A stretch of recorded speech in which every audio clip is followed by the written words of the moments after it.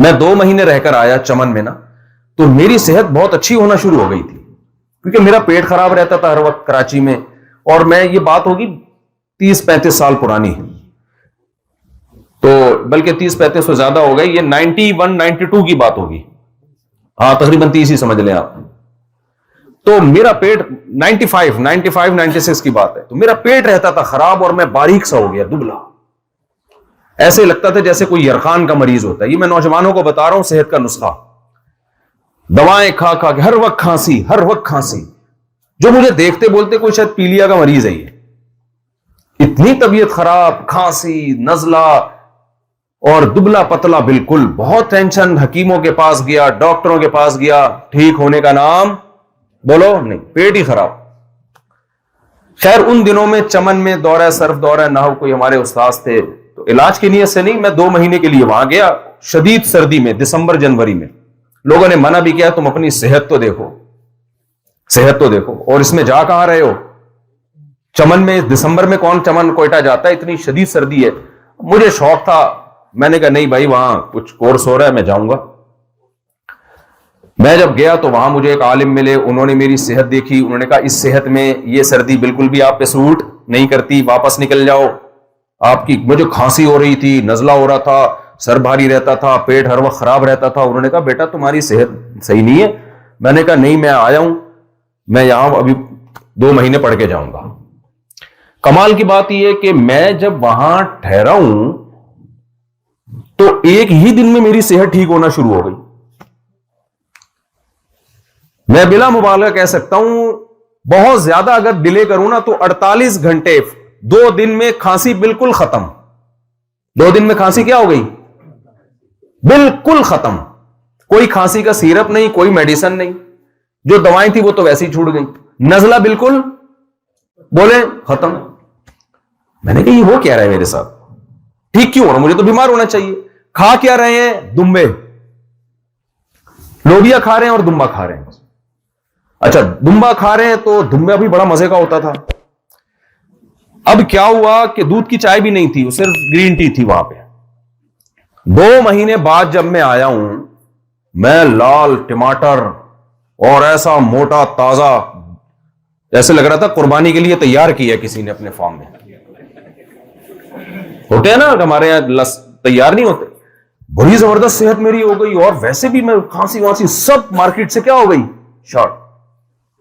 अच्छा रमजान में आया मैं अपने घर ना, 2 महीने बाद रमजान शुरू हो चुका था, रोजा था मेरा। मैं घर आया हूं और मैंने घर में आके जो पहली इफ्तारी की है, उसके बाद मेरा पेट दोबारा उसी पोजीशन पे आना शुरू हो गया जिस पोजीशन पे मैं छोड़कर गया। 4 दिनों में दोबारा, 4 दिन तो नहीं, थोड़ा टाइम लगा, लेकिन दोबारा खांसी। मैंने कहा भाई डॉक्टरों हकीमों को रखो एक तरफ, ये गौर करो ये हुआ क्या है। 2 महीने में मैं इतना मोटा ताजा हो गया और ऐसा लाल टमाटर। मुझे लोग कहते थे कि कोई चेहरे पे मेकअप किया हुआ है इसने, यानी ये नौबत आ गई थी, क्योंकि पुराना भी देखा था ना मैं, नया जब रिपेयर होके आया हूं। उन्होंने बोला यार ये कुछ गड़बड़ कर रहा है, इसका चेहरा ऐसा लाल कैसे हो गया, हालांकि वो ओरिजिनल था, तो खून दौड़ रहा था ऐसे चेहरे में और आंखों में। तो मैं आपको बताता हूं हुआ क्या, ये अल्लाह की प्रोडक्ट का बता रहा हूं आपको। ये मैं अपनी तारीफें या अपने तजर्बे शेयर करना मकसद नहीं है, सेहत मेरा टॉपिक नहीं है, तो हकीम और डॉक्टरों का टॉपिक है, लेकिन कुछ इबरत की चीजें होती हैं जो हर एक को फायदा पहुंचाती हैं। मैंने क्या किया असल में आप बताता हूं। जब वो दुम्बा पका के मुझे खिलाते थे तो मैं कहते थे यार इतना मजे का और इतना गोश्त हम खा रहे हैं, हजम भी हो रहा है। मैंने कहा इनके किचन में जाके देखो कौन सा कुकिंग ऑयल ये इस्तेमाल कर रहे हैं, क्योंकि ऑयल बहुत होता था उसमें, तैर रहा होता था। मैं बावर्ची के पास गया, मैंने कहा भाई इस तरह माशे अंडी वाला खा दे, दिगत मिगत खो नदी कड़े। उसने कहा कोई दिगत मिगत की जरूरत नहीं है। मैंने कहा यार वो जरा घी का डब्बा दिखा और मसाले दिखा कौन से डाल रहा है। उसने कहा मसाले वसाले तो हम डालते ही नहीं है, सिर्फ थोड़ा सा नमक और काली मिर्च बस, और कोई मसाला नहीं। टेस्ट कहां से आ रहा है, उन्होंने कहा इसी का टेस्ट है, बस यही मसाला है। मैंने कहा भाई घी का डब्बा दिखा। उसने कहा घी का डब्बा कहां से आ गया, घी भी ये थोड़ी पकाते हम, कोई कुकिंग ऑयल नहीं है। मैंने कहा फिर ये कैसे? उन्होंने कहा भाई दुम्बा है तो उसमें चर्बी होती है ना, वही चर्बी में पकता है। अच्छा हम चर्बी यूं भी उठा उठा के भी खाया करते थे, इतनी मजे की लगती थी। उस वक्त तो मुझे थोड़ा सेहत के बारे में ज्यादा नॉलेज थी नहीं, बाद में जब मैंने गौर किया, अच्छा पेट भी खराब नहीं हो रहा, सेहत भी अच्छी हो रही है, हजम भी हो रहा है, वरना डॉक्टर तो कहते हैं चर्बी के करीब मत जाना, कोलेस्ट्रॉल पैदा होगा और ये हो जाएगा और वो हो जाएगा। मैंने कहा डॉक्टरों की ऐसी की बोलो तैसी। मैंने घर में तजर्बा किया, जब मैं चर्बी में खाना पका के खा रहा हूं, जिस्म को लग भी रहा है, सेहत भी अच्छी बन रही है, और जब कुकिंग ऑयल जो चर्बी से महंगा और बड़ी बड़ी कंपनियों के लेबल लगे हुए हैं उसमें पका के खाओ तो वही पेट का बेड़ा गर्क हो रहा है जो 2 महीने पहले था। और जब मसाले डालो, देखो यहां मसाले में और उधर के मसालों में फर्क है। यहां मसाले में चीज पकी हुई पेट नहीं खराब करती। पाकिस्तान में कितनी अच्छी कंपनी का मसाला डालो, जिसका पेट हसास है, गला हसास है, फौरन पता चल जाएगा गड़बड़ है। तो कुछ अजीब अजीब चीजें मसालों में डल रही हैं। मैं आपको बता दूं, सारी जिंदगी डॉक्टरों हकीमों से बचे रहोगे। पाकिस्तान में मुझे यहां का ज्यादा मालूमात नहीं है, लेकिन हकीकत है यहां भी पैकिंग की चीजें छोड़ दो, बस जो अल्लाह ने प्रोडक्ट हमारे लिए पैदा की है ना, उससे बेहतर कोई चीज।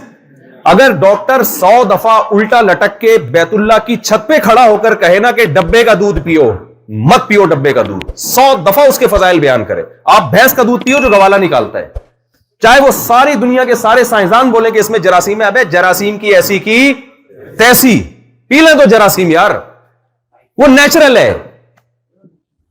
नहीं आई मेरा ख्याल है बात समझ में? छोड़ दो इन फजूल बातों को। तहकीकात हैं डॉक्टरों की, खुद अपनी अपनी सेहत होते देखो डॉक्टरों की। 65-70 साल के बाद तो मुझे कोई नजर, हमने तो अपने नाना दादी नानी सारे 90-95 उनको तो डब्बे का पता ही नहीं था, वो तो ये दूध पीते थे गवाले का जरासीम वाला। इतना जरासीम को हवा बनाने की जरूरत नहीं है। हां, इस गवाले के दूध में दूध हो, गवाले के अपनी प्रोडक्ट शामिल, बाज दफा उसमें भैंस का दूध कम होता है, गवाले का अपना दूध उसमें ज्यादा होता है, पाउडर मिलाया हुआ है, कोई केमिकल, या जो टीके लगा लगा के भैंसों से दूध निकाल रहे हैं, ये नेचुरल नहीं है।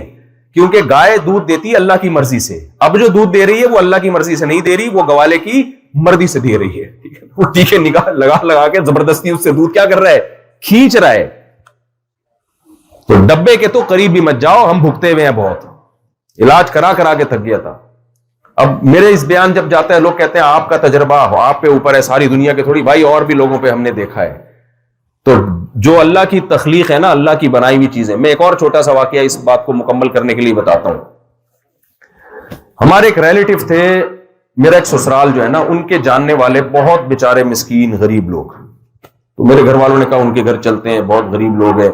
मैं जब उन बेचारों के घर गया तो खाने को रोटी नहीं, पहनने को कपड़ा नहीं, घर में टूटा फूटा घर।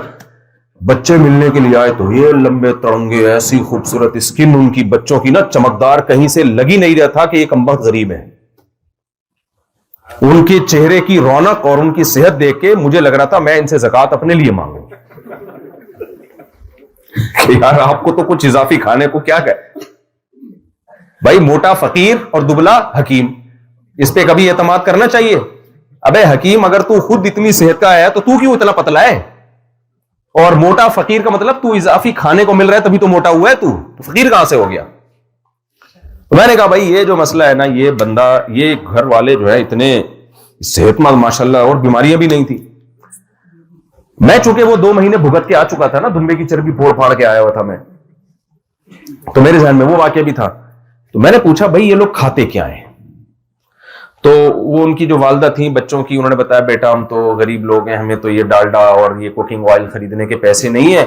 हम बकरीद में ये करते हैं कि जो जानवर ज़बा होते हैं ना रिश्तेदारों में, उनसे हम जाके चर्बी ले लेते हैं रिश्तेदारों से। वो चर्बी को हम पिघला के डब्बों में जमा, पूरे साल हम गरीब बेचारे वही चर्बी खाते हैं। मुझे वही चर्बी याद आ गई। कौन सी चर्बी? वो जो हमने चमन। मैंने कहा असल में गरीब तो वो है जो बेचारा डालडा और कुकिंग ऑयल खा रहा है, जो चर्बी खा रहा है वो गरीब नहीं है। और कुरान से भी साबित है, कुरान से, कुरान मजीद क्या कहता है? अल्लाह कहते हैं हमने यहूदियों के बुरे आमाल की वजह से यहूदियों पे चर्बी को हराम कर दिया था। यार चर्बी में कोई खास बात थी जो गुनाहों की सजा में क्या हराम हो रही है? चर्बी हराम हो रही। अब डॉक्टर जो आजकल रिपोर्टें पेश कर रहे हैं चर्बी नहीं खाओ, एक्चुअली कुकिंग ऑयल, जो ये टोपी ड्रामा जो आजकल चल रहा है, तो डॉक्टर अगर कुरान की आयतें पढ़े, उसको तो कुरान पे एतराज होगा कि अल्लाह तूने यहूदियों को बड़ी जबरदस्त सजा दी, उससे तो उनकी सेहतें क्या हो गई होंगी, बेहतरीन, क्योंकि चर्बी क्या हो गई, अब चर्बी हराम होगी तो किसमें खाना पका के, सरसों के तेल में ही पकाएंगे ना, या तो सरसों के तेल में पकाएंगे, जैतून के तेल में हालांकि जैतून के तेल वैसे कच्चा खाएं, पकाने का नहीं है वो, पकाएंगे किसमें, कुकिंग किसमें होगी, तो चर्बी तो हो गई बेचारों पे हराम। तो जाहिर है डालडा पे ही आना था उन लोगों ने, हो सकता है उन्हीं यहूदियों ने ये कुकिंग ऑयल इजाद की हो कि हम पे तो चर्बी हराम हो गई, अब चलो पब्लिक को क्या खिलाओ, कुकिंग ऑयल पे डाल दो, ये जो आजकल आ रहा है। तो अल्लाह मियां ने अगर चर्बी हराम की है ना सजा के तौर पर, इसका मतलब चर्बी में कोई खास चीज बोलो है। हां ये बात जरूर है, ऐसा ना हो आप चर्बी फोड़ना शुरू कर दें। जब इंसान खाएगा चर्बी तो काम भी चर्बी वाले होने चाहिए। जब आपकी खुराक गोश्त होती है तो स्टाइल भी गोश्त खोरों का होना चाहिए। खा आप गोश्त और चर्बी रहे हो, स्टाइल बकरियों वाला लाइफ स्टाइल, तो फिर ये खुराक आप एडजस्ट, देखो जितने भी जानवर जो गोश्त और चर्बी खाते हैं उनका लाइफ स्टाइल देखो, शेर घास खाता है या गोश्त और चर्बी खाता है, तो स्टाइल कैसा है उसका, धाड़ भी, दौड़ता भी है, ये नहीं कि सारा दिन पड़ा रहे, शिकार करता है, जंग करता है, लड़ता है, 4-4, 8-8 शेरनियों को एक टाइम पे पालता है। बकरी का ये स्टाइल नहीं है, बकरी घास खाती है बेचारी, मैं करती है। तो अगर आप गोश्त खाओगे तो आपके लिए भागना, दौड़ना और शादियां माजरत के साथ, ये सारी चीजें क्या हैं बोलो, काम फिर वही। ये जो बाज लोगों को चर्बी खा के नुकसान होता है ना, ये चर्बी की वजह से नहीं होता, और डॉक्टर मना भी इसलिए कर देते हैं कि उनका खा तो वो चर्बी रहे हैं, लाइफ स्टाइल उनका गोश्तखोरों जैसा नहीं है। सारा दिन ऑफिस के सामने कंप्यूटर पे ठिश पिश बटन दबाते रहेंगे बैठ के, और कोई काम धंधा होता नहीं है, तो फिर जाहिर है जब पराठे वराठे फोड़ेंगे चर्बी के और चर्बी खाएंगे तो एक दिन धमाके के साथ फटफटा के हलाक। ऐसे ही जैसे गुब्बारे में हवा भर रहे हो और हवा निकलने का रास्ता है नहीं, तो गुब्बारा तो फट के बर्बाद हो जाएगा ना। तो फिर ऐसे लोगों के लिए फिर बेहतर यही है कि वो सिर्फ खरबूजे पे गुजारा करें, जो सारा दिन पड़े रहते हैं, ना हिलते हैं ना जुलते हैं और शादी भी नहीं करते, तो वो उनके लिए बेहतर यही है कि वो क्या खाया करें भाई, घास। उनके लिए दूध मक्खन बोलो नहीं है। और आखिरी बात करके बस मैं अपने टॉपिक को समेटता हूं। फिर मुझे एक बात, जब मैं सोचता हूं तो फिर दलाई भी आते हैं दिमाग में।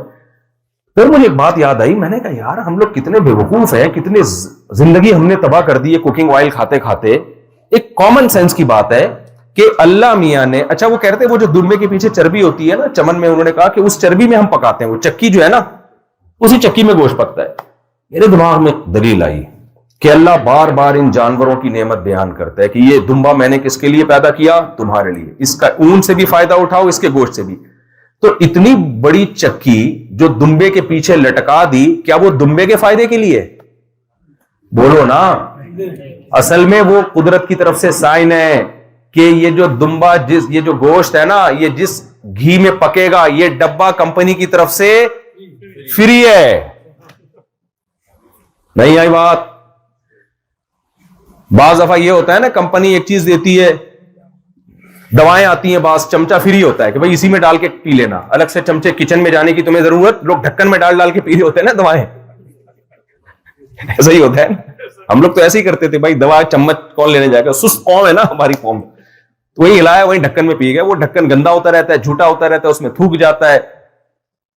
तो कंपनी क्या करती है, सुस्त लोगों के लिए एक अलग से चम्मच डाल देती है।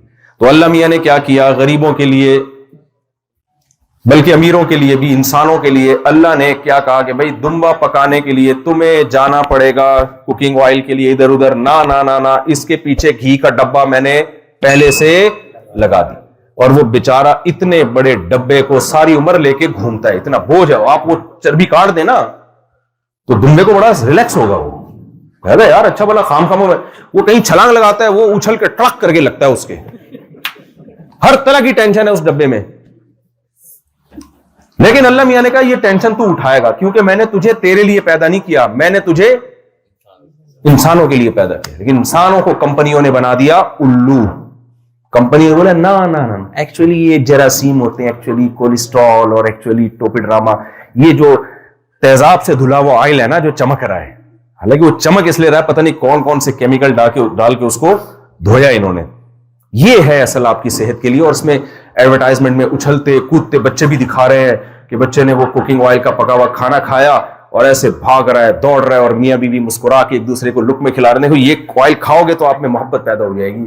इससे मोहब्बत पैदा नहीं होगी। ये भाई एडवर्टाइजमेंट की दुनिया है। ये ऑयल खा के आपका दिमाग खराब होगा, आपकी सेहत खराब होगी। इससे बच्चे उछलेंगे कूदेंगे नहीं, रोएंगे चिल्लाएंगे, टेंशन देंगे। वो मियां बीवी भी लड़ेंगे। जब सेहत अच्छी नहीं होती तो लड़ाई होती है, फड्डा होता है भाई।